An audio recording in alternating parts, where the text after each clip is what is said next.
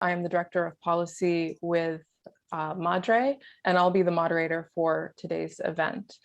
And, we're hosting this event as we've all just marked 20 years of the US so-called war on terror. 2 decades, more than 2 decades, with devastating consequences for communities around the globe. And we know that it's necessary to transform US foreign policy away from the militarism and destruction that has marked it. And we thank you again for joining today's discussion to advance that vision. So today's panel will be live interpreted in Spanish, Korean, and Arabic. And now we will have 3 announcements in those languages for those who would like to join the interpreted discussion. So could we have the announcement in Spanish first, please?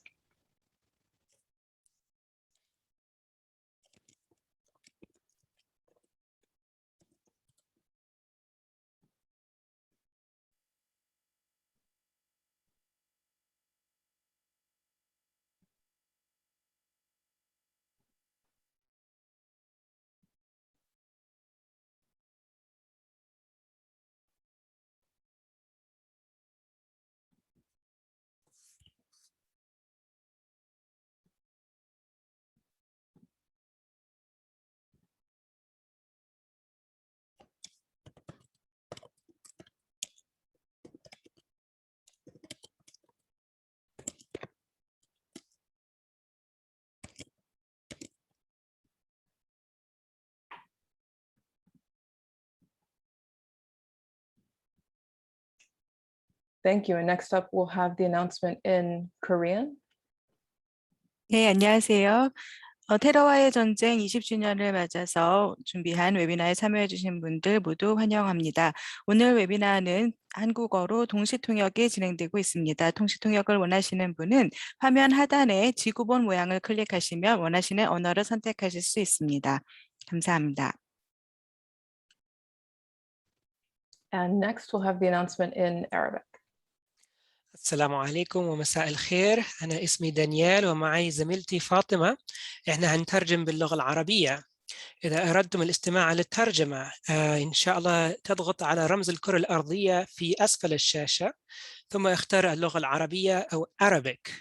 إذا كنت على هاتف محمول عليك الضغط على 3 نقط شيء يقول المزيد من الخيارات ثم اختار ترجمة اللغات ثم اللغة العربية أو Arabic ثم تم أو done. شكرا جزيلا. إذا كان عندكم أي صعوبة في الدخول على القناة يا ريت تكتبوا في ال Q&A سؤال والجواب. شكرا جزيلا. Thank you for that. Thank you very much to our interpreters today. If you're joining us from a computer, that's great. If you're on your phone, we recommend that you download Zoom so that you can see us and so that you can see our screen. And so to download Zoom, go to www.zoom.us/download. On this call, you won't have the option to share your video, but we do want to hear from you. So you can use the Q&A box at the bottom of your screen to add in any questions that you might have. And we will have time at the end for our speakers to respond to those questions. So first, a bit of background. The Feminist Peace Initiative began almost 2 years ago with a group of 23 women and gender non-binary people who were convened by 3 organizations, MADRE, Grassroots Global Justice Alliance, and Women Cross DMZ. And together we created a US foreign policy framework rooted in collective care, reparations, right relationship with people and the planet, and accountability. And in this, we knew we had to be guided by the leadership of women and gender non-conforming people of color who have organized to defend communities of color in the US and communities in the global South against war and militarism. And you can read that framework by clicking the link that you'll see in the chat. And we know how important this vision is today. We've just marked 2 decades since the US launched its war on terror following the attacks of 9/11. We know the devastation that these failed policies have created and the resistance that has taken root in the places targeted by this so-called war on terror. And that's why for this event, our panelists will discuss creating a just foreign policy that centers communities and countries that are most impacted, including in Afghanistan, Iran, Iraq, and North Korea.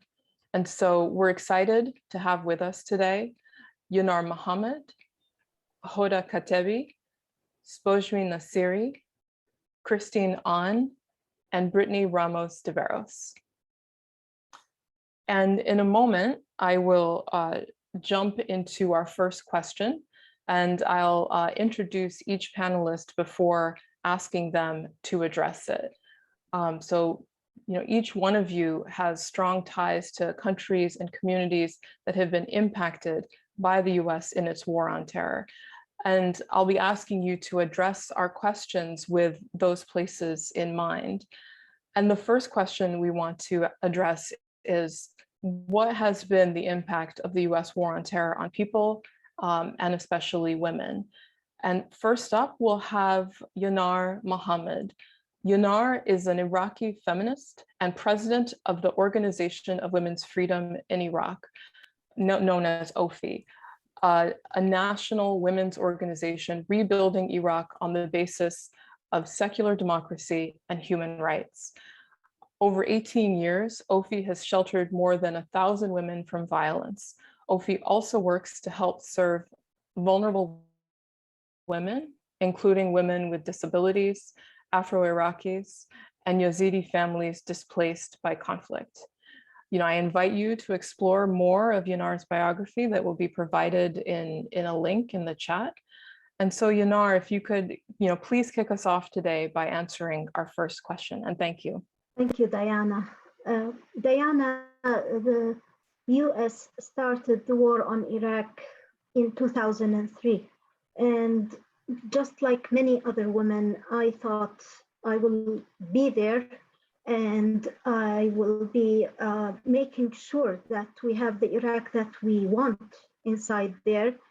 And we thought it would be like a few years job, and it's 18 years. And the results of that war are almost 1 million Iraqis have lost their well-being. And after all these years, of course, they were killed as either direct consequence or indirect consequence to this war. And when the war on terror and its consequences is advertised on the side of the world over the televisions, there is no mention of the Iraqis who have lost their lives, their well-being, the women who lost their well-being, a whole generation of females and males. Females like were victims to violence, to trafficking and prostitution, or becoming orphans, and the males becoming fuel to the militarism of Iraq. So when this side of the world, when in North America, there is talk about the war on terror, only New York images are being shown. So what about the Iraqis that were killed meanwhile, where the numbers of those killed in Iraq were at least like for everyone here, there is 20 people killed here. And these are unsuspecting civilians who had nothing to do with the war. So first, there is the acknowledgement of the pain that the Iraqi people were subject to. There is no mention of it. There is no apology for it. And second, there is the point of starting these wars with the pretext of human rights and women's rights, and eventually handing over the country to the most notorious extremist groups on the ground. The ones who are mostly in control in Iraq are not too different from the Taliban's in Afghanistan. And those were empowered, those were given the arms, and those are the strongest groups on the ground. So when human rights are used to justify these wars outside of the US, and then the most extremists reach to power, this is very unjust to the other people of the world. It is very criminal, and it should give us the moral that no more US wars on anywhere in the world. The political groups that were empowered in Iraq have brought us, they tried to take Iraq back to the medievals. They brought us the law, something called Al-Ja'fari law, you might have heard it. It's the child marriage law that totally humiliates females and it commodifies females, treats them like objects in marriage and in other things. And if we say, okay, all of this happened, but there were some human rights on the ground in Iraq, this is not true. There was an uprising in October 2019 where 1 million people went down to the streets demanding for the end of a corrupt government. And the government's approach to it or negotiation with it was with bullets, killing almost more than 800 protesters. And until this very day, women's groups like ours are not allowed to run shelters. We are not allowed to have our radios broadcasting over the air, and human rights are totally given as a sacrifice to the prevailing of groups that are extremist, that are close to the Taliban in their thinking and are fully militarized. So American wars around the world, or at least the way it was administered, where we are in Iraq, went totally against the human rights of Iraqis. It turned us poor, it empowered corrupt government, and the human rights, we still have to fight for them. And we are, the response to us is by bullets in the streets. They bring to us child marriage laws, and once we go out of line and ask for women's freedoms, or at least putting an end to violence against women, the NGOs such as ours is subject to lawsuits, to legal intimidation by the government. So the way this democracy looks in Iraq is nowhere close to democracy. It's another Taliban situation, but created by what they call elections, oppression, empowering the political groups that are extremist and giving them the upper hand in Iraq. So these wars really should stop around the world, the US wars. Thank you, Yanar. Thank you very much. And next up, we'll turn to Hoda Katebi, who is an Iranian-American writer, abolitionist organizer, and creative educator. Her work has been hailed from the BBC to the New York Times to the pages of Vogue and featured and cited in books, journals, and museums around the world. Hoda is the host of #BecauseWe'veRead, a radical digital book club and discussion series mobilizing local communities with 25+ chapters globally. She's a founding member of Blue Tin Production, an apparel manufacturing workers cooperative run by working class women of color, a national lead with Believers Bailout, a bail fund using zakat to bail Muslims from pretrial and immigration incarceration, and an organizing strategist with the No War campaign. Hoda, please go ahead. Hello, salam. Thank you so much for having me. I feel very, very grateful to be here. Thank you, Diana and Nuseba and Ramon and everyone who's been organizing and working here, and all the interpreters who I apologize also. You all are doing amazing work, and I'm going to try my best to speak slowly, but it really does trip me up. So you can come after me afterward. But thank you so much. And I'm so excited to also learn from everybody else on this panel and just mostly listen and learn. I have very little to contribute coming after and before everybody else. But I think really centrally, to be, I guess, frank and quick, is that the impact of the war on terror on people is both domestic and international, and it's one that's holistic, it's cultural, it's invasive, it's personal, and it really involves every single one of us, everywhere that we are around the world. Domestically, I think it looks like a blurring of a line between the police and the military, And we see this especially after 9/11, but we see this also even before 9/11. We have to recognize that the war on terror did not start with Bush. It started with the very foundations and founding of this country, and the ways in which it creates and consolidates power for white nationalists, and particularly along lines of class and race and gender. And so today, when we see the sort of very much hyper accelerated war on terror after 9/11, we see really in the United States, at least, this looks like a culture of militarism. It's a culture of militarism that births mass shootings. You know, the mass shootings that happen across this country, the violence, the domestic violence that happens across this country that's a pandemic, is directly related to a country that has learned that it can should allocate all of its resources toward killing people and controlling people, both domestically and abroad, rather than taking care of people. And I think this past pandemic, or the current, unfortunately, pandemic, is probably the clearest example of how a state, the richest state on earth, always has money for weapons and always has money for destruction, but never has money for care. And so we see people dying both in cages here and abroad. We see people being killed both here and abroad. And we see, like, doctors without proper medical protection. We see women, particularly, who are vulnerable from COVID, women of color, working class women.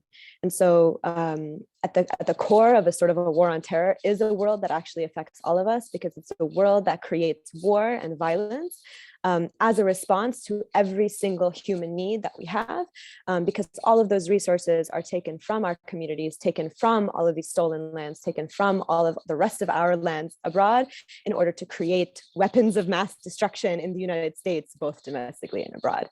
And I think that in terms of like turning this into a culture, I think that we can look not just to the very tangible things that I've been saying, like weapons or drones or bombs, but a culture also looks like not caring. It looks like apathy. It looks like a sort of a status quo of violence abroad that makes all of us complicit, that all of us literally are funding and partaking in and benefiting from, and yet can still have the audacity to say that we're too lazy to understand what's happening because it's too complicated, right?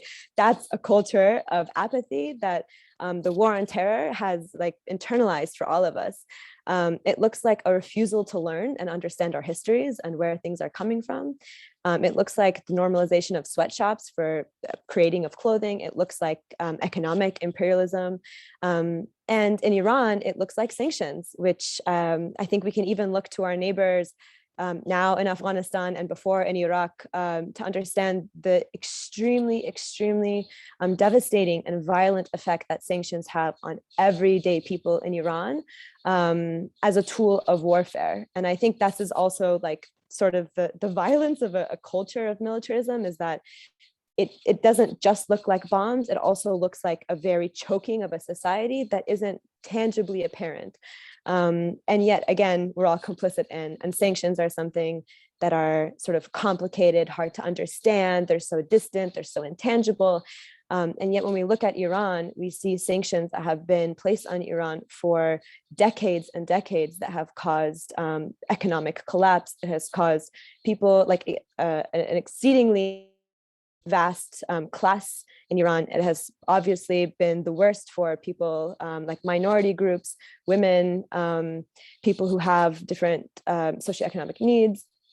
And it also emboldens the Iranian states. And this always happens with sanctions, right? It's not a new thing. If we just look to the history of how sanctions have been used in the Middle East, and sanctions and this role in Iran has created virtually Iranian people to be between a rock and a hard place, where sanctions allows the Iranian government to say, hey, look, there's this existential threat that we have, so let's push all our far right candidates that are pledging to protect the state and its borders from this outside threat. It emboldens militarism within Iran and outside of Iran, when Iran, the state is actually benefiting from sanctions because of being able to like control the borders and be able to get bribes out of all of this underground trafficking that happens now to get basic needs into Iran. And when we say that people like women or people who are sort of at the intersections of state violence are the worst affected by sanctions, that's because sanctions affects every single Iranian's life in every single way. And also when the Iranian government, which is like a welfare state, is not able to actually provide basic needs that people rely on the Iranian state for, that means rich people are harmed a little bit less, than poor people who actually rely on the state for basic things. So the United States, we're not a welfare state. We should be, but we're not. And so it's a little bit, I think, challenging for people to understand what it means when we say that women and ethnic minorities and different types of people who are sort of like at the intersections of state violence actually need the state to have funds to fund its welfare programs that people rely on. So I think this all is always mapped on to women's bodies, especially. We see that with Afghanistan, we see that with Iran, we see that with Iraq, we see that everywhere. And we also see that domestically. Because it's historically a place where political tensions have been mapped on. And it's always women's bodies that are used as sites of control and sites of excuses. We see, again, the United States pointing, or especially Trump pointing to Iranian women saying, oh, you wear a hijab, let's liberate you by bombing the shit out of your people. And so at the end of the day, an all-encompassing sort of holistic war on terror is something that's personal, it's something that's intimate, and it is something that's here domestically and abroad, and a culture that we've all sort of internalized. Thank you so much for that, Hoda. Already I'm seeing so many of the through lines and connections that between what you have to say and what Yanar had to say about in the past 20 years, for example, the default to violence that was so prevalent in US culture and the impacts that had on our policies and communities around the world. Really appreciate the personalizing of it all, bringing it back to the level of what is our culture and who are we as people. Next up, we have Spojmie Nasiri. Spojmie is a first-generation immigrant and US immigration attorney with extensive experience with immigration and deportation defense matters. She currently has her immigration law firm in the San Francisco Bay Area. She is currently a member of the American Immigration Lawyers Association and serves on the Afghan task force dealing with the Afghan evacuees currently in various countries and on US bases. She served as board president of the Council on American Islamic Relations for the San Francisco Bay Area chapter from 2015 to 2018. And Spojmie, a specific question to you. Can you speak about the experience of Afghan refugees and asylum seekers, especially right now? Thank you very much for having me. An honor to be with my distinguished panelists today. Well, let's talk a little bit about since 9/11, there has been approximately $21 trillion spent on the war on terror, with $8 trillion spent alone on Afghanistan. Post 9/11 wars and the war on terror have caused catastrophic human rights violations, civil rights violations, including detentions of Muslims without trial, torture, and has expanded the US government's surveillances and racial profiling of Muslims in America and elsewhere around the world. So the war on terror, what we're seeing today, all over the world, we're seeing the catastrophic evacuation of Afghanistan and in the people that are desperate to get out. Many of you have seen the horrific conditions of Afghans are getting on top of a plane for desperate means to get out of Afghanistan. These are direct consequences of the war on terror that we have had in the last 20 years.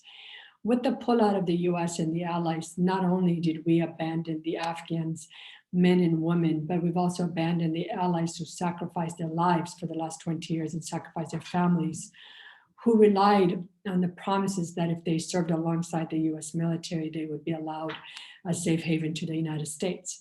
So many of you are probably wondering what has happened with all of these Afghans, with the hundreds and thousands trying to evacuate, and where did they end up and what has happened? We all know that the evacuation was chaotic, desperate, and very, very dangerous. Let me give you a journey of 7 of my clients who, if you can envision, at nighttime, during the daytime, for 5, 7, 10 horrific days, trying to get through the chaos of the airport, the bombings, the beatings, the suicide attacks, and continuously having to tell my clients, if you don't keep going through the airport and get through, I cannot safely help you get evacuated. The toll of that on me and all my colleagues was catastrophic. Knowing that if somebody, God forbid, got hurt or injured or even death, that it was on the legal advice I was providing. So for those who were fortunate enough to either get evacuated on US military planes or United Nations or many of the charter planes, where did they end up is the question everyone's asking me. So let's call it the lily pads, the countries where they ended up. They ended up in Bahrain, Germany, Kuwait, Italy, Qatar, Spain, and United Arab Emirates. Over the course of the last 3-4 weeks since the evacuation, many have been brought into the United States. There have been 3 different bases in Virginia, New Mexico, Texas, and New Jersey. And they have been kept at these facilities for security checks, processing, medical checkups.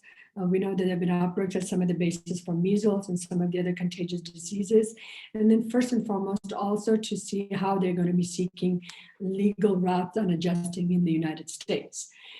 I will touch on the basis later about what is exactly are the options, but the situations and the conditions are overcrowded, and the individuals that are on these bases are living in uncertain conditions in terms of health, in terms of privacy, in terms of adequate conditions that will allow them to stay on these bases for long periods of time in order to process their cases.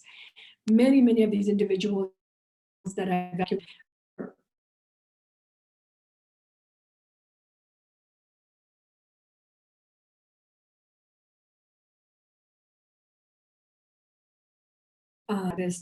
and Muslim activists and all nonprofit organizations are working around the clock to be able to protect the civil rights, the legal rights, and the human rights of these Afghans who have been evacuated in a chaotic situation. One of the key points to keep in mind is that many of these Afghans who are brought in either served as translators, large portion were those who were just piled onto the planes and brought into the United States, or they had family members that had petitioned for them. So they are on bases across the United States and they have been paroled in, and they're going to have to find a legal means.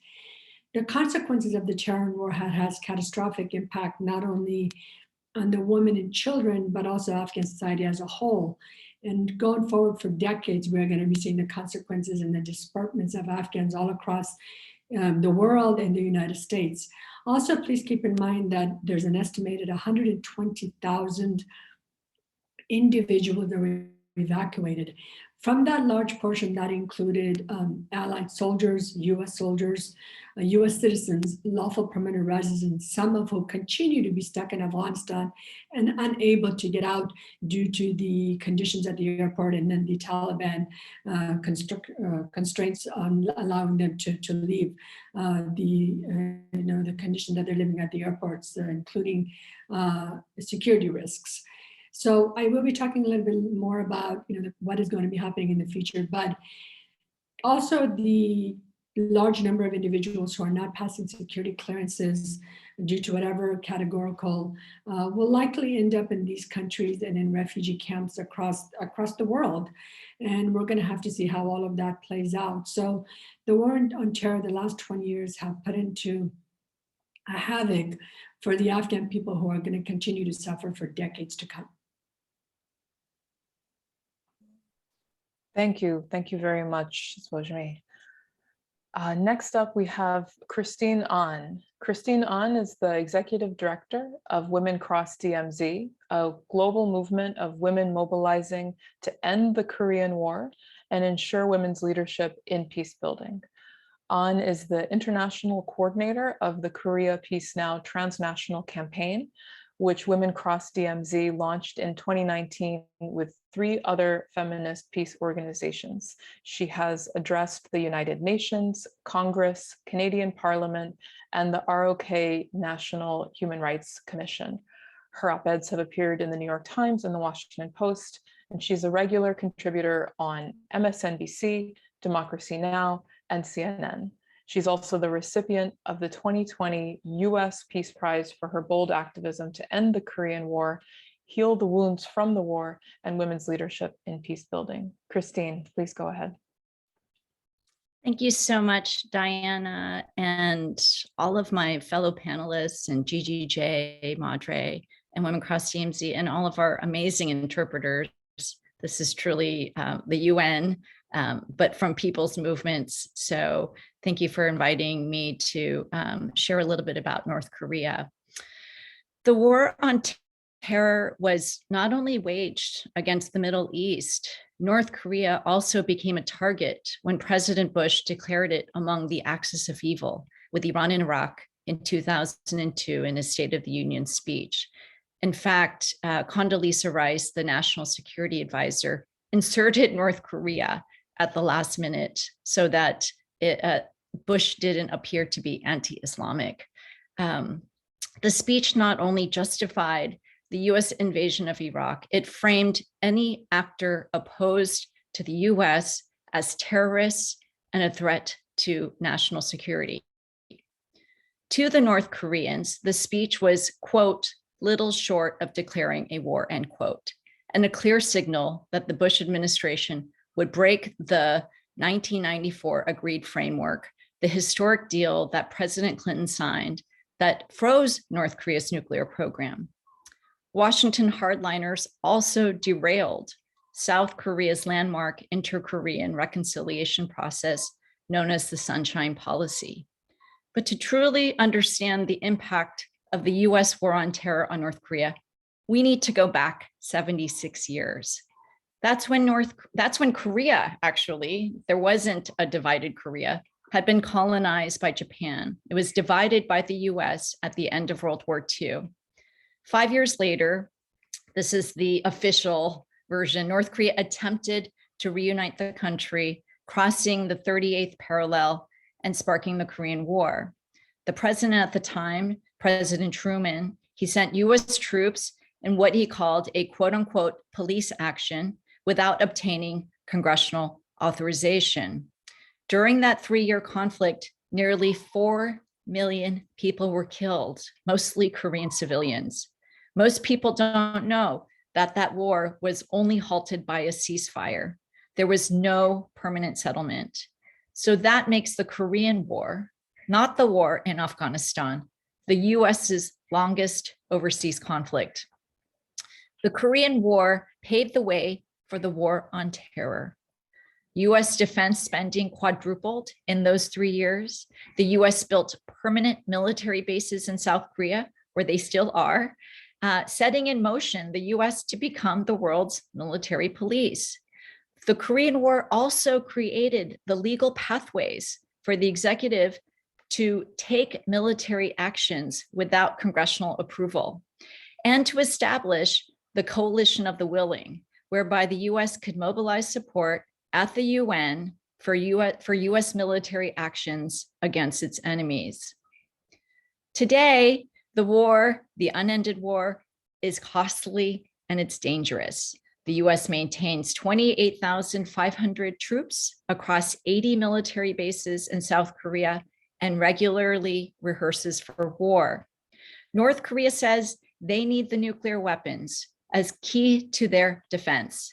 Yet the US continues to pursue a failed strategy of sanctions, isolation, and military threats to force North Korea's denuclearization. The Korean War shows how easy it was for the US to go to war and how impossible it is to get out. Today, North Koreans are the most sanctioned people in the world. Sanctions impede the country's economic development and they hamper the delivery of humanitarian aid. Women are disproportionately impacted by sanctions, which exacerbate domestic and sexual violence, trafficking, and prostitution. Our Korea Peace Now sanctions report 2019 found that nearly 4,000 people died in 2018 due to sanctions. North Korean women are overrepresented in industries targeted by sanctions, such as textiles, which the Security Council banned from being exported in 2017. The West purports to care about the human rights of North Koreans, yet denies them their basic human right to food, to medicine, and to development.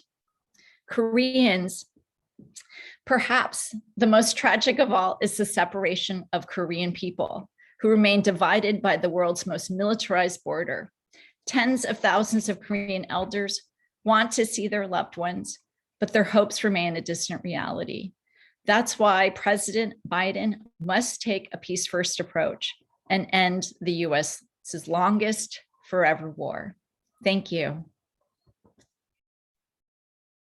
Thank you, Christine, especially for rooting us in the history of this and the very transnational history of US aggression. And finally, to address this question, we have Brittany Ramos de Barros. Brittany came to About Face, Veterans Against the War, with a diverse mix of business, military, and nonprofit leadership experiences that cemented her deep passion and commitment to intersectional movement building work. She deployed to Afghanistan for a year in 2012 and has worked on economic and racial liberation issues in various capacities since she returned. She is particularly passionate about leveraging her experience as a psychological operations officer to center narrative and behavior change in campaign strategy. Thank you, Brittany. Thanks, Diana. It's such an honor to be with all of you here today. You know, we've already heard so much about the costs and consequences of these forever wars, and particularly the war on terror, the so-called global war on terror, which, as we've heard, has proliferated to dozens of countries all over the globe and impacted everyone across the globe one way or another at this point. So I want to talk about why then, right? We've heard that these wars have done so much harm to all of us. It's harmed peoples all over the world. It's harmed our communities here through the 1033 program and the transfer of military equipment to police forces, to the culture, the ways that hyper masculine violence first culture has been promoted as a solution to all social problems. We can see that in the militarized response to COVID when COVID first started, because we don't actually have other infrastructure that we've invested in. We have only invested in military or militarized infrastructure. We've seen the damage that it has done to our environment. The military burning 10.3 million gallons of oil per day, for example, and the human cost that interacts with that environmental destruction. For example, the fact that by some studies, the Iraqi people have the highest genetic damage rate of any population that has ever been studied in the history of humankind that we know of. And that is traceable directly to the US's initial invasion. And you can see a very clear before and after. And for anyone who doesn't know, genetic damage means we are literally damaging the DNA through the toxicity and radiation that has been caused by the decades of bombings that have happened there. And so it's destroying our environment. You know, we literally will not survive if we don't change course. And so why all of this if it's not helping us here, if it's not helping people around the world? And we're sold these wars two ways. Right? One of the reasons we're told we need the global war on terror, so-called, is because it makes us safe. And yet, by most counts, by our own State Department's reports, every place that we have invaded as part of the global war on terror, we've seen an increase by their measures of terrorist recruitment and extremist, what would be classified as extremist terrorist organizations. And so by their own measure, there are probably some problems with those measures, right? But by their own measure, we have not just failed to address terrorism, to make all of us safer from terrorism, we have been counterproductive wildly counterproductive in curbing that threat. And so we can set that argument aside. It hasn't made us safer. In fact, it's made us far less safe. And that's before we even take into account the other security risks that we completely ignore to our everyday safety at the expense of these shadow enemies that we're told that we have to be scared of, that are lurking out there all of the time coming to get us. And that's not to say there aren't real people who wish to do other people harm. There are, right? But when we are focused on this constant manufacturing of a scary other who is coming to get us, we have failed to address the very real safety issues of hunger, of healthcare, of environmental destruction, and so many others that affect us tangibly every single day now. They are not some faraway possibility. They are our current, very extreme reality. And so the other argument we hear is that we're going to go help people overseas, right? When I deployed to Afghanistan, I'm sorry to say that I truly believed that I was going to protect the Afghan people. I thought, I'm going to go shield Afghan people from the bad guys who would want to do them harm. I'm going to fight for freedom and democracy and all of these things that we're told in Hollywood, in video games, in the news, you know, from the pundits and so forth. And when I got there, it was so obvious. It was so obvious that we were doing so much more harm than good, and that corporations were running the show, and that there was a rampant lack of unaccountability, or there was a rampant lack of accountability, and in many cases, corruption across military and State Department chains of command. And so, you know, I don't think that with all of the impacts that we've heard from panelists today, how could we believe that we have had in any net positive impact on people around the globe through these wars? And so if it's not that, then why?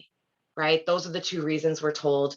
And I think that this is where we have to go back to the very birth of this system of militarism on this land that we call the United States, that speaks to the colonization, the drive to colonize this land, driven by a hunger to consume land and bodies and resources for economic purposes, right? For economic exploitation. That is the purpose driving the systems, right? That is the underlying engine for the systems that were built around it to protect it. And the pillars upholding that roof on this house of oppression, this house of economic exploitation, are two twin pillars. One pillar of racial hierarchy that creates a stratification across our society based on your proximity to a political definition of whiteness. And that divides and separates all of the people who are subject to this system, right? And the other pillar that is mutually reinforced with that pillar is a system of gender hierarchy, right? That positions us, that values us, creates a social stratification based on our proximity to a political definition of manness, of manhood. And again, it stratifies us. And when one starts to falter, the other covers down. We see this in intersectional dynamics of race and gender so often. But what we don't talk about enough is the foundation. The foundation of that house of oppression is and always has been a system of militarism, which is a system of philosophies. It's not just the literal equipment that we put on our police, our federal agencies, and our military, or in other groups, or private contractors these days. It is a system of logic that tells us that leading with violence is the answer, and that covers down through violence anytime those other issues, those pillars upholding that house start to falter. And so I think, I'll end there about how we talk about where do we go from here. Thank you. You took the words right out of my mouth, Brittany, because your presentation made me want to, ensure that we bring up in the next section when we're looking forward, when we're looking to the Q&A, how do we address those systemic questions that you're pointing to of racial and gender hierarchy, of totally upside down notions of what keeps us safe? How do we, what strategies can we come up with collectively to really begin to address that? And so just a quick reminder, we do have the Q&A box at the bottom of the screen. Please do add in any questions that you may have for the speakers as a group or individually, and we'll make sure to hold time at the end for those questions that you contribute. But before we get to that, we're going to jump to our next question, which is, what do you all think is the way forward? What would a more just US foreign policy look like? And so we'll go in the same order of speakers. So first up, we will have once again, Yanar. Thank you, Diana. In my head, the answer is very clear, but I will use the words of my colleagues here in this panel. What Christine called the world's military police applies to what happened to us.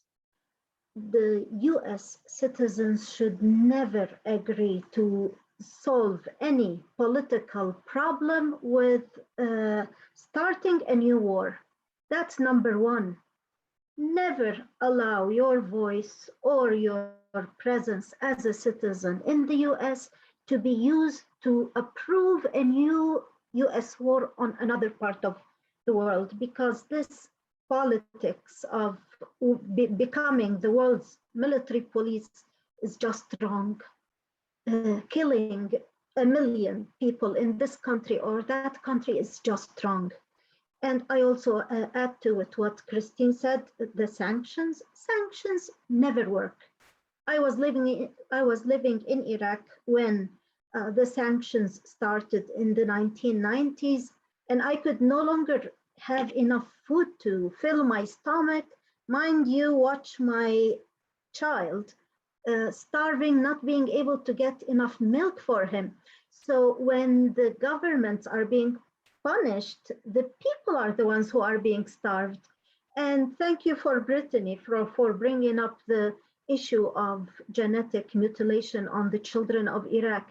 I've seen cities like Hawija, close to Kirkuk, where hundreds of children have lost their limbs. They were paralyzed, and the pollution in that area was just too much for them to handle. So there's a generation of children who are disabled. In that city, mothers and fathers live in sadness and difficulty all their lives, and there is no mention of it. So the first thing is never to agree to US military intervention anywhere in the world. It doesn't solve anything. They go in, they don't go out. They keep a whole people living under misery.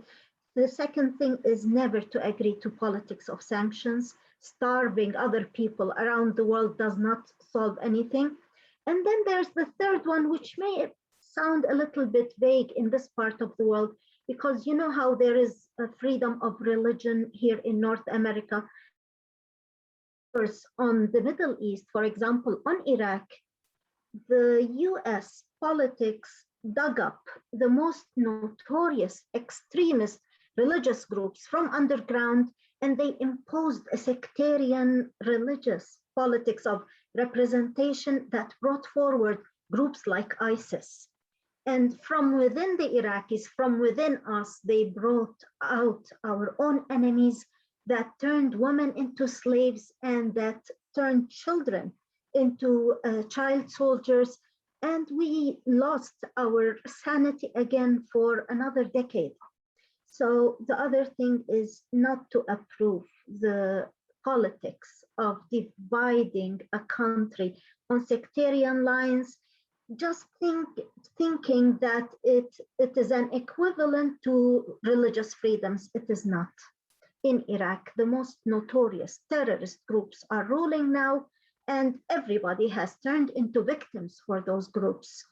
And the last thing that I would like to add here is that economy is behind everything that is being done.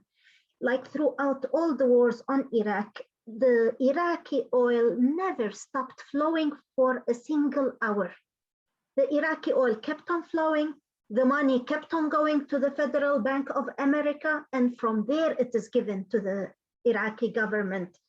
Does that sound like democracy to anybody? I don't think so. So all of the above, US politics in the invaded countries, not starting military wars, not allowing sanctions to happen, and not to allow US politics to divide a country upon sectarian and religious lines, thinking that it is giving religious freedoms to people on the ground. It doesn't work like that. This is what comes to my mind, Diana, and I'm sorry if I took too much time. Well, thank you. Thank you very much, Yanar. And next up, we'll have Hoda to answer that question looking towards the future. Yeah, this is a very, narrow, easy question. But I mean, I think to go back to sort of like how many of us frame the war on terror as something that's like vast and holistic, I think it actually is kind of a clear answer. I think that we do need a vast and holistic response. And because of the ways in which this sort of war on terror and the culture of militarism has really permeated all of our societies and ourselves on such a personal level, the work is actually multi-layered, right? It does look like saying no to militarism, both abroad. It also looks like working to abolish the police domestically. It also looks like working to close prisons domestically.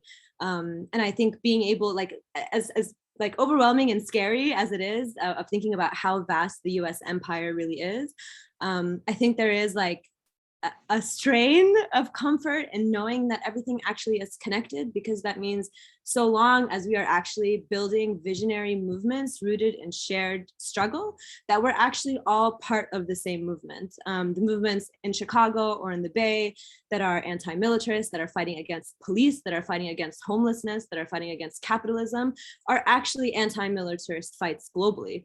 And being able to actually take those steps back to think about who are the actual targets and how can we take this not just from a reform or like a very basic conversation to something that's beautiful and intersectional and abolitionist and systemic, then we'll always actually be ending up fighting the same targets because they are the same. As Yanar mentioned, there's companies behind so many, it's not just like the United States that's just like here and there dropping bombs.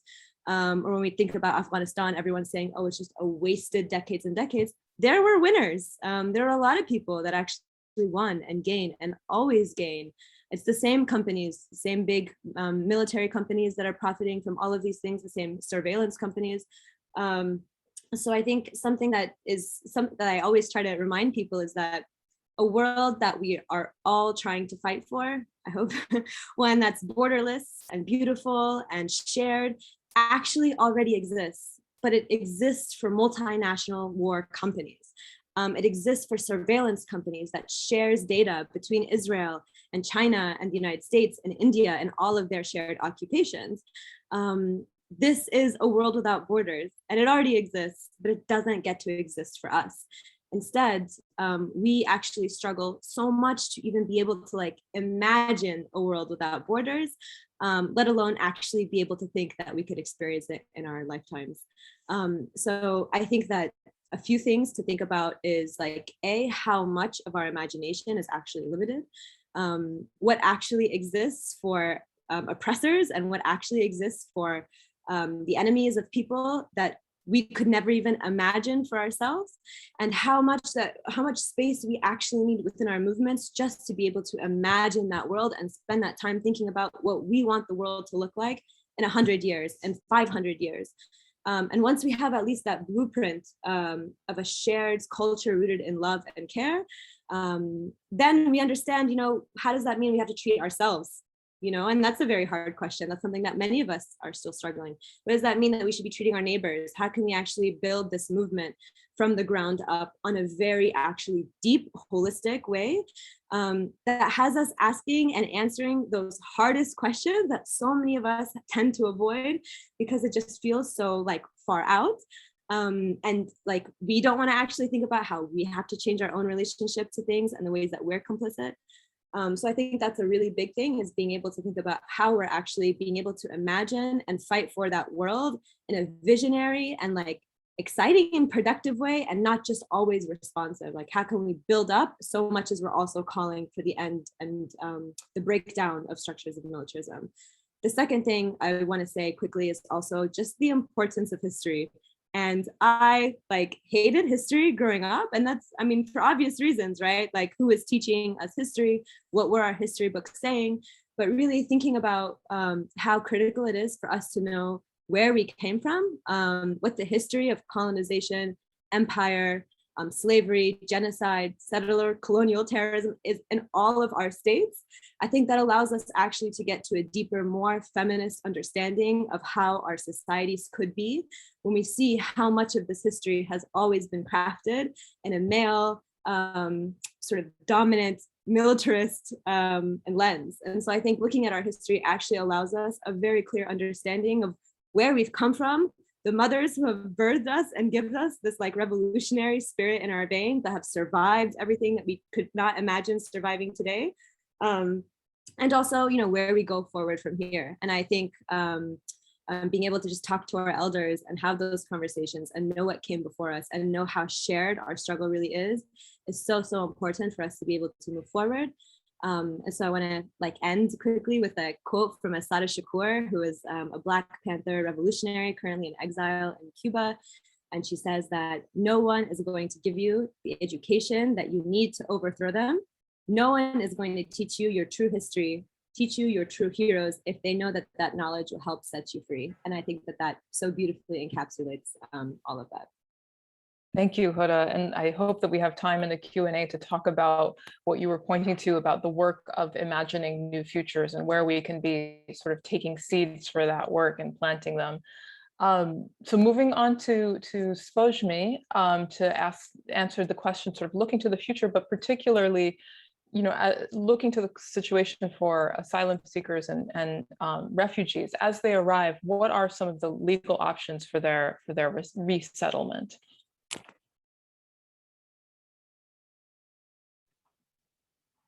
Thank you very much. So first and foremost, I wanted to echo my co-panelists, distinct co-panelists, Brittany and Hoda, about when we talk about the last 20 years and we look at the catastrophic consequences for Afghanistan, for women, for children, for all those who supported in one way and another this 20 years of horrific condition that we have seen in Afghanistan, is that there were key players and key individuals, both within Afghanistan and both within the US military and the allies who benefited tremendously.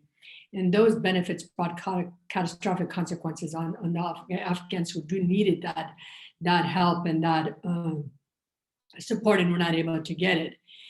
We have seen that the war on terror has had unnecessary military actions, which can also not only undermine civil liberties and democracies at home, but it can also be used to remove domestic issues like economy and political agendas so that we can greatly focus on issues in other countries as amplified by those who want to support continuing war.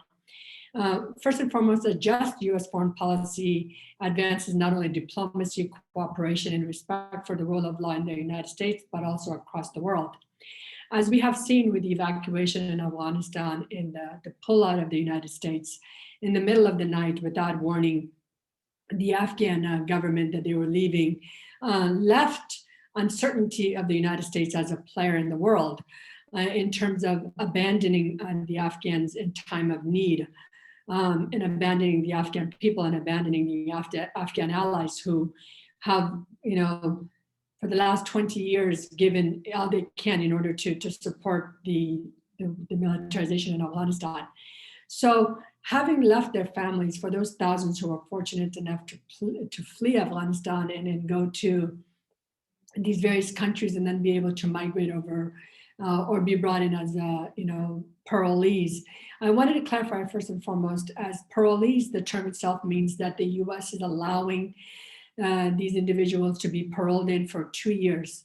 Why that is very, very important to understand is that for the next months, for the next years, for the next decades, we are going to see how the United States is going to provide the support for these Afghans who have left in dire conditions and have left behind loved ones, have left behind their livelihood, their education, their families, and their beloved home. Many of them, out of fear, left as a refugee of the 1980s war. I can vividly remember how my family was brought here and the love and the support that we had. Now being an immigration attorney, and it doesn't pass me 1 minute to know that it's not only a privilege, but an honor to be able to give back as a refugee to those that are going to be coming in the coming years, in the coming months, and those who are already here. However, the situation in terms of how they're going to be progressing and their legal status is going to be a limbo. So the American Immigration Lawyers Association, the tremendous organizations like the Afghan American Foundation, the Afghan American Community Organization, and various other Afghan American advocates and allies and other individuals want to make it right for those Afghans who left in dire conditions. So in terms of categorically saying asylees, these Afghans who are arriving here, we don't know what their status is going to be in the future. We have advocated for the Biden administration to provide some sort of a blanket category for Afghans under the Afghan Adjustment Act, which seeks to find the means of giving legal status to these Afghans rather quickly instead of waiting for the asylum process, which can take years and decades. And now with the thousands and thousands of Afghans arriving, we anticipate that backlog to continue. Also, these individuals are going to need emotional, psychological, financial support. Under the status of a parolee, the Afghans who are arriving on these various bases are only going to be allowed to get federally funded benefits for about 90 days.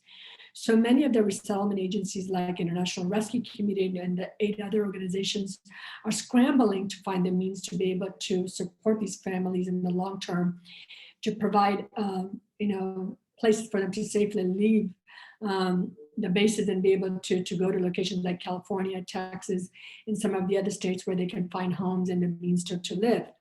So when you ask that question, what is holding for the asylees, what I would say is that a just system in the United States would be to be able to rectify the many, many mistakes that were done along the way during this evacuation system. And for those Afghans who have no families here, for those Afghans who have no ties in the United States, for those who have left everything behind, the process is going to be extensive in terms of relocating them, retraining them, educating them. One of the things that I'm seeing on these bases is the conditions that are not, they're not to part of what we would like to. So Human Rights International is involved, particularly for those women and children who may have been come here to the United States on their own and been separated. There have been individuals who have been separated from their children, so they're unaccompanied minors who are going to either be reunited with family that they were separated from, or from family members or Afghans that can potentially adopt them and be able to provide for them. So the road ahead is going to be challenging. I am grateful for the outpouring of love and support from the community, from the religious institutions, from the nonprofit institutions, even from the business institutions. But I also want to keep in mind that Islamophobia and xenophobia is real. These very people that we have sought to evacuate, to support, are the very people who are going to be facing potential xenophobia and also Islamophobia.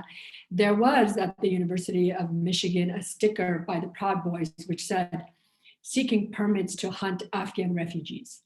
When I saw that, that just deeply got to my heart, because as a refugee, I could imagine to have left in such dire, such horrific condition, to be separated, to come to a country where I'm finding stickers of this sort. And we are hopeful that the organizations such as Council on American Islamic Relations and the FBI and the police will step up and deal with these, racist and xenophobic issues. So as a just society, as a just government, I think that we have a lot of progress to do, and I think we have a lot of support here, and we will continue to do what we can to work with the agencies.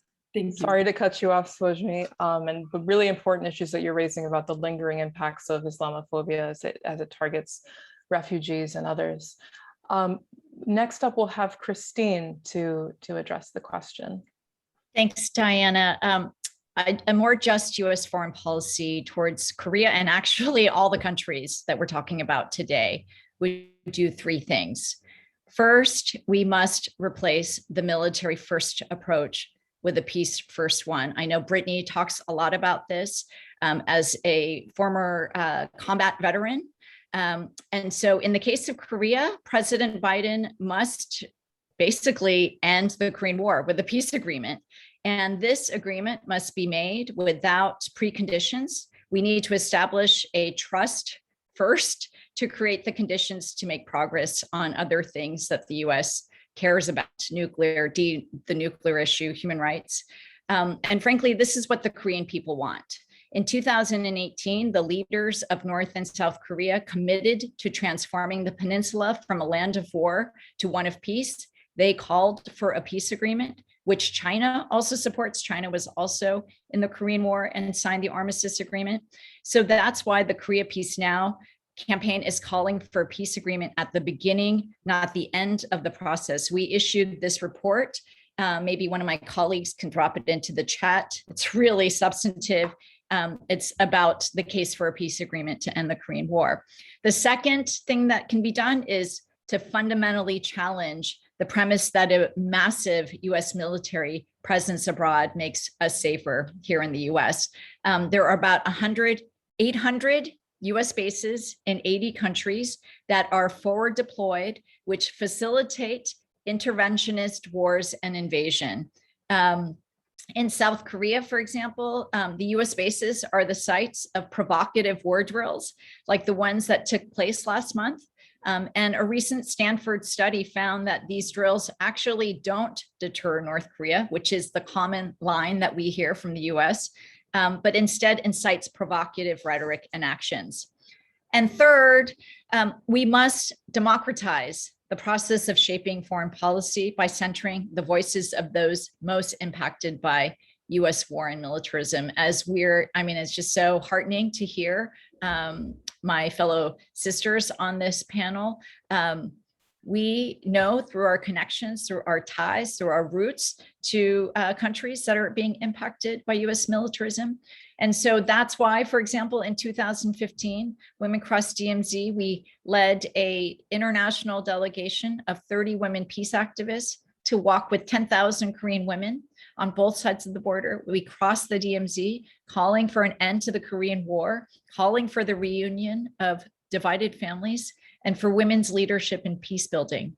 Since then, we've been building and mobilizing multi-generational Korean Americans and our allies to urge the Biden administration and members of Congress to end the Korean War.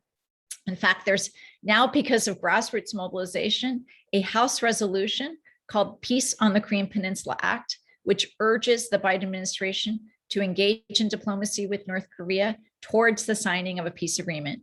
And we know that when women are involved in peace processes, an agreement is more likely to be signed and to last. Our participation, all of us, helps legitimate a formal peace process among the public. And I'm just going to wrap by giving a plug to the Feminist Peace Initiative, which the three sponsoring organizations started to make the link between domestic and foreign policy, that when we invest in military bases and wars overseas, we divest from our communities at home. And so I know Diana is going to talk about a letter that we drafted, to an open letter to President Biden calling for a movement-driven feminist foreign policy. Thank you. Thank you very much, Christine. And to wrap up this section, next up will be Brittany. Thank you. I will be very brief because I know we're behind time. And so I will just, so much has been said. I agree with so much, if not all of what has been said by my colleagues here. And I think that, you know, coming back to what I was describing about the house of oppression, when we think about a foreign policy, it can't just be about nibbling around the edges of minor reforms and change. We need to knock down the house and build a house that is invested in life and liberty and joy and possibilities that we've talked about here. And I think in doing that, we have to be committed to struggling across all of the different strategies that are necessary for us to contend with the contradictions of the present, while also continuing to build the structures that enable us to move towards the futures that we haven't even imagined yet. And so that's why I think, you know, one of the things I just wish for us as a movement is that we engage with each other in principled struggle around the tactics that we engage in, around, you know, the different positionings that we take to reach beyond the choir, to reach folks and to raise consciousness in the immediate term, to make interventions that are rooted in an analysis of how power flows in our current system. And I think we have to engage with our current system. You know, we can't cede that ground of electoralism or policy or any of these other things. We have to be fighting at every front of our current reality, while refusing to be so sucked into that we don't actually build the affirming life, you know, life-giving structures for the future that we want. And, you know, I think so many folks laid out so many different versions of that, and I'm continuing to keep dreaming and planning and taking action together towards that.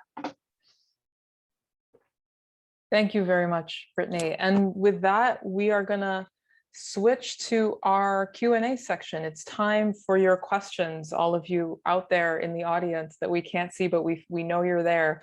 You know, please do, if you haven't yet, type your questions into the Q&A box at the button at the bottom of your screen. If you're on your phone, to open the Q&A from your phone, you tap the screen, then click more, and then select Q&A.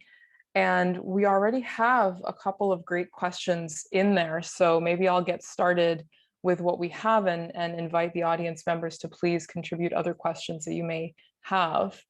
The first question is around the the shifting of US attention towards competition with China, which has been largely driven by the defense industry. And so how can we as feminists concretely cooperate together to prevent this you know, new Cold War, arms race, and potential war in Asia? That's one question. And I'll also pose the second question together with it, which is to say that the Biden administration has taken key words and concepts like rules-based order, democracy, human rights, free and open, but has used that language to cover over the continuing US imperialist project. So how can we grapple with that? How can we redefine and reclaim those terms? So we're biting off a lot right from the beginning. I'm happy to dive in and let everybody else have full fleshed out thoughts while I say whatever first comes to my mind.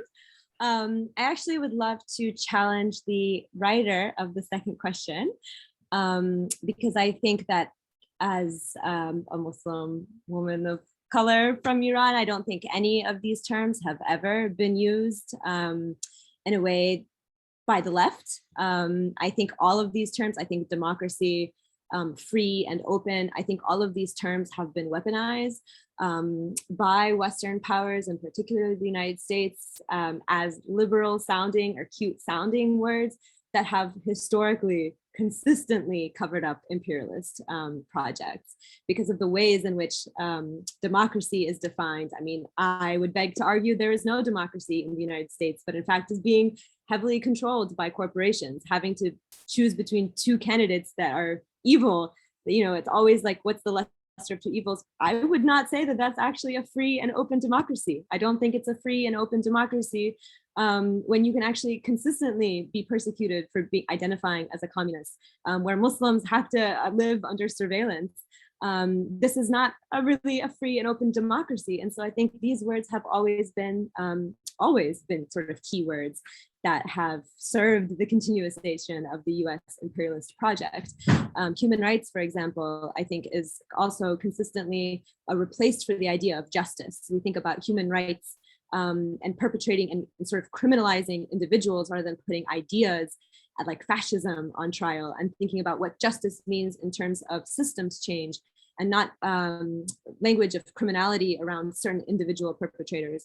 So I think that I do want to sort of push back against this question, and I don't think that these terms ever have actually serviced women. I don't think they've ever serviced our communities, and I think they've always sort of been in service of power and imperialism, as have so many other things that we take for granted, that I think we sort of normalize as like, this is what's good, this is the epitome. But I think we're also thinking of this sort of like constant dichotomy between modernism and traditionalism, like the United States as this pinnacle of everything that all countries should strive to work toward, and different forms of economies, different forms of systems and structures that doesn't look like the United States, that actually is not free, is not open, and is not democratic for most of its people living within its borders.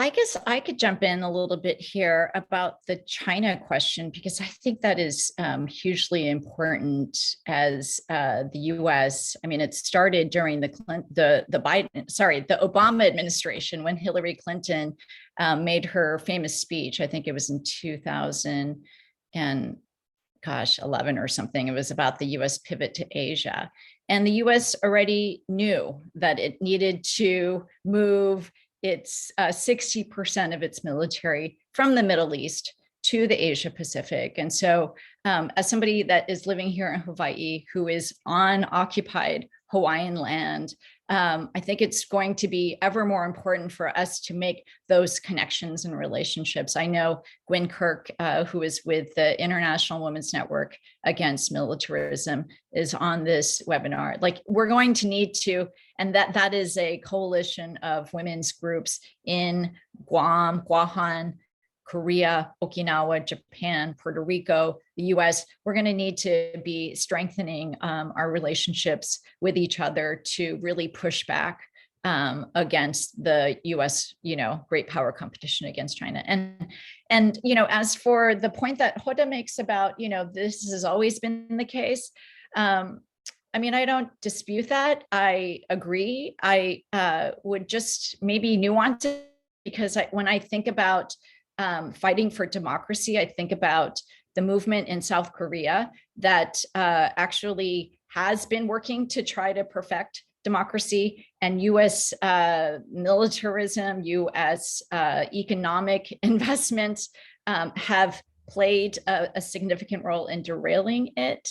And so while it's not a perfect system, I think we continue to strive to make it a better one. And I think what we have to do is to really rein in US militarism, US foreign policy. And that can be done, I think, when we build a formidable anti-war and peace movement that actually can reach out to masses of people, that could actually have an electoral strategy, that could actually have an AOC version that is about a peace first approach. That is what she has done for climate. And I hope that we can do something like that and really build and imagine that we can actually have power and cut the Pentagon budget and rein in US military occupation around the world.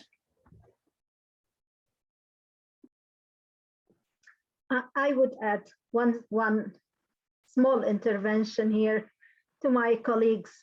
All the previous interventions were done in conversation with the bullies who ruled our countries, the militias or the extremists or whoever was also the military muscles in our countries. Never was there an active participation with the women on the ground, with the feminist groups on the ground. This is the only solution that has not been visited yet. So all future policies of US around the world will have to involve women. And those will have to be the feminist women on the ground who are empowered by their sisters around the world. I know that the strong feminists in Iraq have been treated like outlaws in the past 18 years. I almost have a monthly lawsuit against me in Iraq, or targeting or something similar. So one point to be added to the future intervention is to always have feminist participation, local feminist participation within any reconciliation projects. And thank you to everybody. I really loved what I heard today from everybody. Thank you, Diana. And thank you, Yanar. Unfortunately, we're getting close to the end of our time. We have questions that are coming in now, but we're just needing to wrap up, and so apologies for that. And so we'd like to thank our panelists for taking the time to speak with us today for this critical discussion. We know our work has only just begun. So we mentioned earlier the open letter. So together with other leading feminists, the Feminist Peace Initiative has created an open letter to Biden, which demands a complete end to the war on terror, reparations to the people and countries that have been devastated by US wars, and democratization of US foreign policy. And so we need your help. You can amplify these demands by signing on to the letter too. And it's really easy. It just takes a minute. If you go to bit.ly/Biden letter, or click on the link that you may have seen in the chat, you can go ahead and sign that letter. And if you do it right now, you can chat us and say that you've signed it so we know that you're on board with us. And so, thank you again for taking action with us and for being with us today. We hope to see you at our next event, which will be happening on November 11th. It will be an event on a just transition to a regenerative economy, an event on climate justice and confronting militarism. So if you can click on the link in the chat, that will allow you to register for that next event. Also, for any questions or comments that you may have, again, apologies, we weren't able to get to all the questions that you had today, but if you would like to, please email us at info@feministpeaceinitiative.org. And I think we'll have a slide with that information up as well soon. So thank you again, everyone, to all of you in the audience and for all of our speakers. And yes, have a great day. And I'm so appreciative of you all.